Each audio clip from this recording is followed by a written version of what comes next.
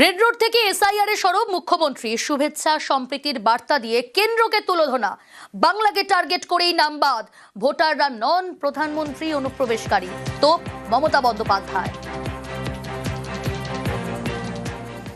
बहुत सारे आदमी को नाम काट दिया एसआईआर में, जिसको लिए हम कलकत्ता से, दिल्ली से, सुप्रीम कोर्ट से, कलकत्ता हाई कोर्ट से पूरा दौड़ाया, लेकिन तब भी हम आशा रखते हैं कि लोगों को इज्जत रक्षा हो।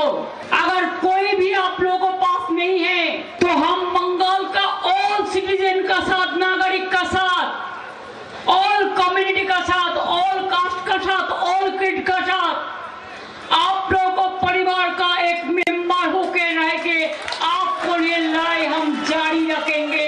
आप बोलते हैं इसको नाम कर दो, उसको नाम कर दो, ये सब इन्फिल्ट्रेटर्स है। मैं तो कहेंगे आप सबसे बड़ा इन्फिल्ट्रेटर्स है, आपका सरकार है। রেড রোড থেকে বিজেপিকে অল আউট আক্রমণ মুখ্যমন্ত্রী, চোর ডাকাত গুন্ডার পার্টি বলে তোপ মমতার। आपको दुआ दे, आपका शुभकामना दे, आपका परिवार अच्छा से रहे, हिंदुस्तान अच्छा से रहे, बंगाल अच्छा से रहे, और जो बंगाल को टारगेट करे वो जहान्नाम में जाए। खुद ही को कर बुलंद इतना, खुद ही को कर बुलंद इतना, हर तकदीर से पहले खुदा बंदे से खुद पूछे, बता तेरी राजा क्या है? हमारा राजा एक ही है, बीजेपी हटाओ, देश बचाओ। খুশির ঈদেও ভোটের লড়াই, বাংলার এসআইআর এ রেড রোডের নামাজে খড়গহস্ত অভিষেক ও সম্প্রীতির বার্তা দিয়ে বিজেপিকে তুলোধনা। ভেদাভেদের রাজনীতি বাংলায় চলবে না, হুঙ্কার তৃণমূলের সর্বভারতীয় সাধারণ সম্পাদকের। जो लोग सोचता है नाम काट के बेघर करके इस देश से धक्का मार के निकालेंगे, भाई को भाई के साथ लड़ाएंगे, गर्दन भी कटेगा तो झुकेगा नहीं। नाम काटना तो दूर का बात, किराएदार है, जाति मकान थोड़ी है, सभी का खून है इस मिट्टी में शामिल। हिंदू मुसलमान सिख ईसाई सभी का खून है इस मिट्टी में शामिल, किसी का बाप का हिंदुस्तान थोड़ी है। গতকাল তৃণমূলে ইস্তেহার প্রকাশ হয়, তার আগে বিস্ফোরক মমতা বন্দ্যোপাধ্যায়। এখানে তো অঘোষিত না, ঘোষিত প্রেসিডেন্ট রুল করে দিয়েছে। লজ্জা লজ্জা লজ্জা! প্রেসিডেন্ট রুল করে মোদিজিকে ইলেকশন করতে হচ্ছে। বাংলার মানুষকে এত ভয়! ওরা বাংলা রাজ্যটাকেই তুলে দিতে চায় এবং আগামী দিন আপনারা দেখেছেন আমরা প্রতিবাদ করেছিলাম, প্ল্যান আছে উত্তরবঙ্গটা টোটাল বাদ দিয়ে বিহারের কিছু অংশ নিয়ে আবার আরেকটা নতুন রাজ্য তৈরি করা। এপ্রিলে 2 দফায় পশ্চিমবঙ্গে ভোট, শুক্রবার নির্বাচনী ইস্তেহার প্রকাশ করলেন তৃণমূল নেত্রী। তার আগে মমতা বন্দ্যোপাধ্যায়ের সুর সপ্তমে নিশানা করলেন বিজেপি ও কেন্দ্রীয় সরকারকে। এখানে তো অঘোষিত না, ঘোষিত প্রেসিডেন্ট রুল করে দিয়েছে। লজ্জা লজ্জা লজ্জা! প্রেসিডেন্ট রুল করে মোদিজিকে ইলেকশন করতে হচ্ছে। বাংলার মানুষকে এত ভয়! বাংলা ওদের অনেক দিনের টার্গেট, কারণ ওরা চায় না বাংলার রাজ্যটা থাক, বাংলার অস্মিতা থাক, বাংলার ইতিহাস থাক, বাংলার ভাষা থাক। This government of India targeted Bengal because they are very jealous.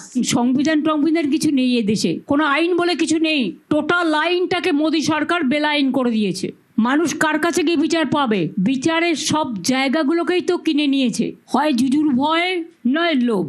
কাজেই মোদির হাত থেকে দেশ উদ্ধার করা আমাদের প্রথম প্রায়োরিটি।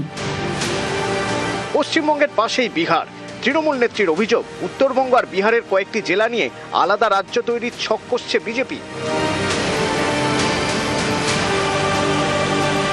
প্রত্যেকবার ইলেকশনে অবশ্য আমরা নির্বাচন কমিশনের বা বিজেপির সরকার যেদিন থেকে ক্ষমতা এসছে তার চক্রান্ত আমরা অনেক লক্ষ্য করেছি, কিন্তু এবারের চক্রান্ত সমস্ত চক্রান্তকে ছাড়িয়ে গেছে। যেন তেন প্রকারণে বাংলা দখল করে ওরা বাংলা রাজ্যটাকেই তুলে দিতে চায় এবং আগামী দিন আপনারা দেখেছেন আমরা প্রতিবাদ করেছিলাম, প্ল্যান আছে উত্তরবঙ্গটা টোটাল বাদ দিয়ে বিহারের কিছু অংশ নিয়ে আবার আরেকটা নতুন রাজ্য তৈরি করা। নির্বাচন কমিশন হয়তো পরে বলবে, আমরা যেটা শুনেছি এই ভোটের পরে আবার ডিলিমিটেশন করবে। ডিলিমিটেশন মানে হচ্ছে আগামীবার মোদী সরকার জিতবে না, ক্ষমতায় আসবে না, কারণ মানুষ, ওনাদের দেশের মানুষ পছন্দ করছে না, বাংলা তো নয়। এবং তাই এক ডিলিমিটেশন, 2 এনআরসি, 3 সেন্সাসের নামে মানুষের নাম আরও বাদ দেয়া, এটা ওদের পরিকল্পনা। দেশের মানুষকে সর্বহারা করে দেওয়ার ও এক গভীর চক্রান্ত মোদী সরকার করছে। নিউজ 18 বাংলা। নির্বাচিত সরকার ফেলার কোনো ইচ্ছে বিজেপির নেই, মন্তব্য বিজেপি রাজ্য সভাপতি শ্রমিক ভট্টাচার্য।